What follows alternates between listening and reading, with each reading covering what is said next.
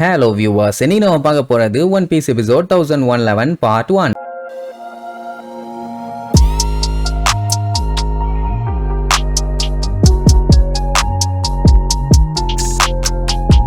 Open பண்ணா போன episode ஷக்கா எப்படியோ நம்ம வேகாப்பங்க் இருக்க இடத்த கண்டுபிடிச்சிட்டால. சரி ரைட்டு, அவரை எப்படியாச்சும் காப்பாத்தி கூப்பிட்டு போயிடலாம்னு சொல்லிட்டு டோரை ஓபன் பண்ண போனா திடீர்னு யாரோ கரெக்டா அவன் தலைக்கு எய்ம் வச்சு சுட்டு அவனை அங்கேயே காலி பண்ணிட்டாங்க. இப்படி இங்க ஒரு சைடு பஞ்சாயத்து போயிட்டு இருக்குது, அங்க செரஃபிம் கூட நம்ம ஆளுங்க ஒரு சைடு போராடிட்டு இருக்காங்களா. வேர்ல்டு கவர்மெண்ட் ஆளுங்க ஒரு பெரிய படையோட அந்த ஐலாண்டை நோக்கி தான் வந்துகிட்டு இருக்காங்க. அந்த கப்பல தான் 5 வெல்டர்ஸ்ல ஒரு ஆளும் பிளஸ் கிசருவும் அதுல தான் வந்துகிட்டு இருக்கான். அவனுக்கு பொறுமை இல்ல, இன்னும் எவ்வளவு நேரம்டா இப்படியே டிராவல் பண்ணி போறது, இன்னும் லேட் ஆகுமான்னு கேட்டா இல்ல பாஸ் பக்கத்துல வந்துட்டோம். சரி எனக்கு கொஞ்சம் சாப்பாடு எடுத்துட்டு வா. வைஸ் அட்மிரல் என்ன பண்ணிட்டு இருக்கான்னு கேட்டா அவனும் தின்னுட்டு தான் சார் இருக்காமா. சரி சரி போ போ தட்டு விட்டுன்னு போங்கடா, முடியலங்கிற மாதிரி முக்கிட்டு இருப்பானுங்க. இன்னும் எவ்வளவு நேரத்துக்கு டிராவல் பண்றது. அதே நேரம் 5 வெல்டர்ல ஒரு ஆளான அந்த ஜெயகார்சியா சாட்டன் ஒரு சைடு ஜாலியா சரக்கு அடிச்சுட்டு இருக்கான். இந்த ஜென்டில்மேன் எதுக்காக வர்றாருன்னு தெரியல, ஆனா இவங்க வந்தா கண்டிப்பா பிரச்சனை பெருசா தான் இருக்கும். கிசரு பாத்தீங்கன்னா எல்லாத்தையுமே கொஞ்சம் அலாட்டா இருக்க சொல்லுவான். சரி அதே நேரம் எஹெட் ஐலாண்ட்ல இருக்க நம்ம வேகாபங்கோட லேப காட்டுறாங்க. கண்ணா பின்னான்னு செதஞ்சு புகஞ்சுகிட்டு இருக்குது. அப்படியே கட் பண்ணா பில்டிங் பி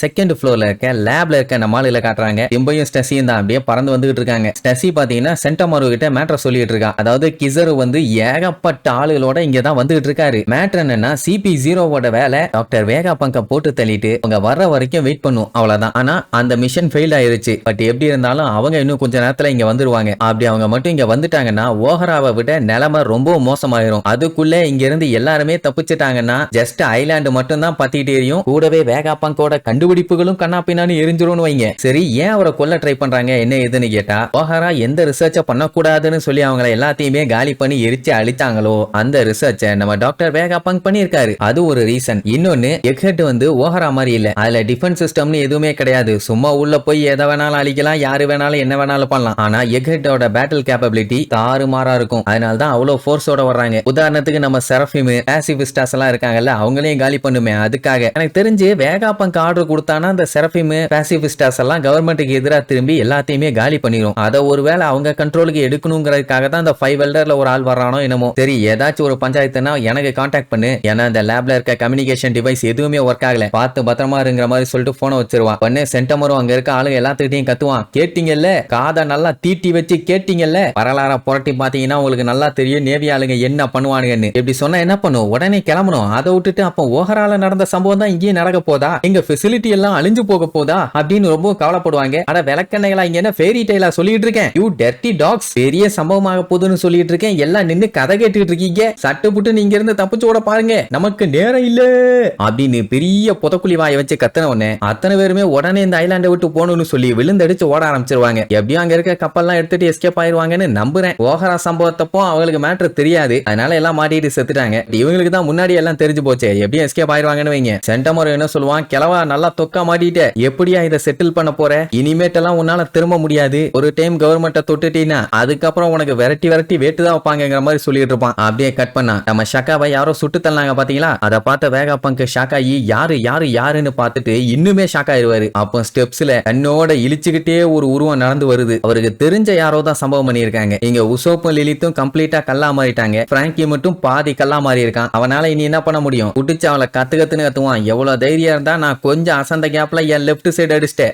ஐ மீன் ரைட் சைடு அடிச்சிட்டேன், இன்னும் எனக்கு லெஃப்ட் சைடு இருக்குது. இப்ப நான் வெப்பனை வச்சு அடிக்க போற அடியில அப்ப உன் கண்ணு முன்னாடி வந்துட்டு போறான். அடிக்க கூடாது பயமா இருக்குது அப்படின்னா ஒழுங்கா சரண்டர் ஆயிரு, வேணா இந்த ஒரு டைம் நான் அவனை மன்னிக்கிறேன் அப்படின்ட்டு அவகிட்ட போய் லூசு மாதிரி பேசிட்டு இருப்பான். அவ லூசு தான் பேசுதுன்னு அப்படியே கேட்டுட்டு இருப்பான். அந்த டைம் பித்தாகரஸோட தலை மட்டும் நைஸா எஸ்கேப் ஆக ட்ரை பண்ணும், ஆனா பாத்துருவா. அது யாரோட ஆர்டரை கேட்டு நீ இந்த மாதிரி எல்லாம் பண்ணிட்டு இருக்க, சொல்லு சொல்லுன்னு எவ்வளவோ கேட்கும். அப்படியே காலை வச்சு ஒரே மிதி அப்படியே வெடிச்சு தெரிச்சிரும். அப்படின்னா என்ன, பித்தாகரஸ் கம்ப்ளீட்டா காலி. அப்படியே கட் பண்ணி பில்டிங் ஏல செகண்ட் ஃப்ளோரை காட்டுறாங்க. அங்கதான் ராபின், சாப்பர், அட்லஸ் இவங்க 3 பேரும் போயிட்டு இருக்காங்க. அவங்களுக்குமே இந்த வெடிக்கிற சவுண்ட், சண்டை போடுற சவுண்ட் எல்லாம் கேக்குது. செரஃபிம் எல்லாம் வளைச்சு வளைச்சு அட்டாக் பண்ணிட்டு இருக்காங்க. அட்லஸ் என்ன நினைச்சா அவங்க எல்லாம் நம்ம சைடு, அதனால எந்த பஞ்சாயத்தும் இருக்காது, எனிமீஸ் வந்தாங்கன்னா செவிட்லயே 4 அப்பப்பி அவங்கள ஓட விட்டுலாம்னு நினைச்சா கடைசியில பார்த்தா அப்படியே டர்ன் ஆயிட்டாங்க. அப்பதான் ராபின் திங்க் பண்ணி பார்ப்பான், அவங்க சைபர் போல் கூட இருந்தப்போ இவங்க லேப அட்டாக் பண்ணாங்க. அதுக்கப்புறம் எப்படியோ கமாண்ட் கொடுத்து அவங்கள நார்மல் ஆக்கியாச்சு. பட் அது அதுக்கப்புறம் யாரோ கமெண்ட் கொடுத்து தான் இந்த மாதிரி மாத்திருக்காங்க. அப்படின்னா கமெண்ட் ஓவர் ரைட் பண்ணிருக்காங்க. யாரு பண்ணான்னு தெரியல. லேபுக்குள்ள தான் அந்த ஆள் இருக்குது, அது மட்டும் கன்ஃபார்ம். சாப்பருக்கு நமி மத்தவங்கள நினைச்சுதான் ரொம்பவும் கவலை. அப்படி சொன்ன உடனே ராபின் இருந்துட்டு,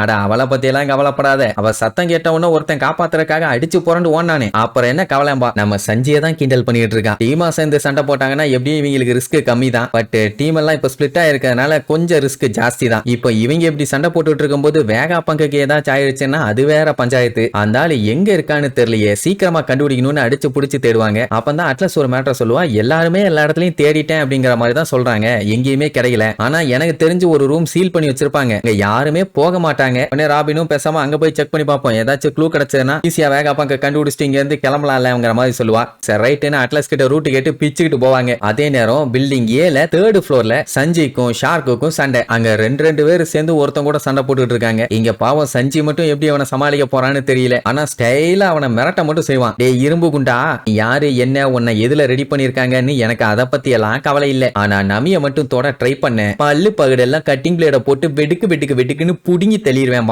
எடிசனை எழுப்பி பாப்பாங்க, அவன்கிட்ட அசைவே இல்ல. உடனே ப்ரூக் என்ன பண்ணுவான், அவனோட சோலை மட்டும் வெளியில கொண்டு வந்து நான் போய் சட்டு புட்டுன்னு வேகா பங்க கண்டுபிடிக்கிறேன். ஏன்னா இப்படி தேடிட்டு இருந்தாங்கன்னா கஷ்டம். அவன் செவுத்துக்குள்ள பூந்து போவான், எங்க இருந்தாலும் அசால்ட்டா கண்டுபிடிச்சிடலாம். அதனால அந்த வேலையை ஸ்டார்ட் பண்ணிட்டான். இங்க இந்த ஷார்க் என்ன பண்ணுவான், சஞ்சி கூட சண்டைக்கு வராம அவனோட டார்கெட் யாரோ அவங்கள தான் அட்டாக் பண்ணுவேன்னு அரக்குன்னு கீழே போய் நம்ம நமி இருக்காளே அங்க போய் அட்டாக் பண்ண போவான். எனக்கு தெரிஞ்சு நமியை அட்டாக் பண்ண போனானா இல்ல எடிசனை காலி பண்ண போனானான்னு தெரியல. மேக்ஸிமம் எடிசன் தான், ஏன்னா அவங்க ஆளுகளை தானே மாத்தி முதல்ல காலி பண்ணிட்டு இருக்காங்க. ஓங்கி ஒரு பஞ்ச் வைப்பான், அவ்வளவுதான் சோழி முடிஞ்சுன்னு பார்த்தா இடையில நம்ம சஞ்சி வந்து நின்றுட்டு இருப்பான். அவன் மூஞ்சில தான் குத்தி இருப்பான். பையன் மாஸ்க் காட்டுறான்ல, என்ன கைய வச்சு தடுத்து இருக்கலாம், கையை கட்டிக்கிட்டு மூஞ்சில வாங்கியிருப்பான். ஒய்யால நான் இருக்கும்போது அவன் மேல கைய வைக்கிறியா, எவ்வளவு சொன்னாலும் நீ திருந்த மாட்டேன்னு இழிச்சுக்கிட்டே கேட்பான். அப்படியே கட் பண்ணா பில்டிங் ஏல 4th ஃப்ளோர்ல இவங்களோட சண்டை தாறுமாறா போயிட்டு இருக்குது. உசுர கொடுத்துதான் 2 குரூப்பும் சண்டை போடுறாங்க. ஆனா எதுவுமே நடந்த பாடு இல்ல. அட அவங்க முதுகுல இருக்க நெருப்பு இன்னும் தாறுமாறா எரிஞ்சுக்கிட்டு இருக்குது, கொஞ்சம் கூட குறைய மாட்டேங்குது. ஆனா பயங்கர டஃப்பான ஆப்பனன்ஸ் மட்டும் நல்லா தெரியுது. சொல்ல போனா 2 பேரும் பெரிய ஃபைட்டர்ஸுங்க. அவங்களாலேயே சமாளிக்க முடியலன்னா அவங்க முதுகுல இருக்க நெருப்பை மட்டும் குறைச்சிட்டு அந்த கேப்ல அடிச்சா போதும், அவங்களை ஈஸியா தோக்கடிச்சிடலாம். பட் அவங்க அஃபென்ஸ்ல இருக்கும் போதே டப்புன்னு டிஃபென்ஸுக்கு மாறுறாங்க. டக்குன்னு மாத்திட்டே இருக்காங்க. அப்பதான் லூஃபி ஒன்னு நோட் பண்ணுவான், இவங்க அந்த ஃப்ளேமை பத்தி பேசிட்டு இருக்க அந்த கேப்ல ஹாக்கைய காணும், எங்க போனான்னு கேட்டா அப்பதான் CP0 மேட்டர் சொல்லுவான், அவங்களோட டார்கெட் ப்ரையாரிட்டியா அவனுங்க சேஞ்ச் பண்ணிருக்கானுங்கன்னு. அதாவது அவங்களோட பிளானே யாரு வீக்கா இருக்காங்களோ அவங்கள முதல்ல காலி பண்ணிட்டு அதுக்கப்புறம் தான் ஸ்ட்ராங்கா இருக்கவங்கள கொல்லுவாங்க. அண்ட் அதுக்கப்புறம் அந்த டஃபா இருக்கவங்கள என்ன பண்ணுவாங்கன்னா டைரக்டா அட்டாக் பண்ண முடியலன்னா அவங்களோட ஃப்ரெண்ட்ஸ் ஃபேமிலின்னு யாரு கூட இருக்காங்களோ அவங்கள கொன்னு அவங்கள வீக்காக்கி அதுக்கப்புறம் கொல்லுவாங்க. இதெல்லாம் கேட்டு நம்ம பல கடுப்பாயிருவானுங்க. சொல்ல போனா இது ஒரு ரூத்லெஸ்ஸான டாக்டிக் தான். என்ன பண்றது, இன்ஹியூமன்ஸ்னா அப்படித்தான் இருப்பாங்க, அதுக்கு வேற ஒண்ணும் பண்ண முடியாது, நம்ம சண்டை போட்டு தான் ஆகணுமானுங்க. சரின்ட்டு இப்ப ஜோரோ பாத்தீங்கன்னா ஹாக்ஸ தேடி கிளம்பிட்டான். உடனே லூஃபி இருந்துட்டு, டே உசோப்பு போடா அவனுக்கு போய் ஹெல்ப் பண்ணுமா. யார கக்குவ பார்த்து மூக்கு ஒரே மாதிரி இருக்குல்ல, அதனால போகும்போது கத்திட்டே போவான், என்னைய பார்த்து எப்பறா நீ உசோப்புன்னு சொல்லுவேன்னு. உடனே அந்த SBR என்ன பண்ணுவான், அவங்கள போக விடாம தடுக்கிறதுக்கு அட்டாக் பண்ணுவான். நல்லவேளை லூஃபி அதுக்கு முன்னாடியே அடிச்சு தெரிய விட்டு, அதான் நாங்க இருக்கோம்ல என்னடா அங்க போறேன்னு சொல்லிட்டு நம்ம லூஃபி என்ன பண்ணுவான், வெறித்தனமா பஞ்ச் பண்ண ஆரம்பிச்சிருவான். உடனே லுச்சி பார்த்துட்டு வண்டியா திட்டுவான், ஏன்டா அவசரப்படுற, நீ இப்படி எல்லாம் அட்டாக் பண்ணினா அவனை ஜெயிக்க முடியாது, சைலண்ட் ஆயிருன்னா கேட்க மாட்டான், அடிச்சு அவனை அப்படியே பறக்க விடுவான். பட் ஒரு யூஸும் இல்ல, விழுந்தவன் மறுபடியும் கேஷலா எந்திரிச்சு வருவான். சரி இப்ப பஞ்சாயத்து பாத்தீங்கன்னா எல்லா இடமும் பெரிய லெவல்ல போயிட்டு இருக்குது. ஒரு சைடு ஜுவல்லரி பாணி அவங்க அப்பாவோட மெமரிஸ் எல்லாம் பார்த்துட்டு தேம்பி அழுதுட்டு இருக்கா. இங்க ஒரு சைடு வேகா பங்க மாட்டிட்டு முக்கிட்டு இருக்காப்ல. கூடவே இருந்து ஒருத்தன் குழி பறிக்கிறதுக்குன்னு இருந்திருக்கான், யாருன்னு தெரியல. ஆக்சுவலா இந்த பஞ்சாயத்தெல்லாம் இப்ப ஸ்டார்ட் ஆனது இல்ல, 3 மாசத்துக்கு முன்னாடியே ஆரம்பிச்சது. அது என்ன ஏதுன்னு அடுத்தடுத்த எபிசோட்ல நம்ம பார்க்கலாம். டாடா.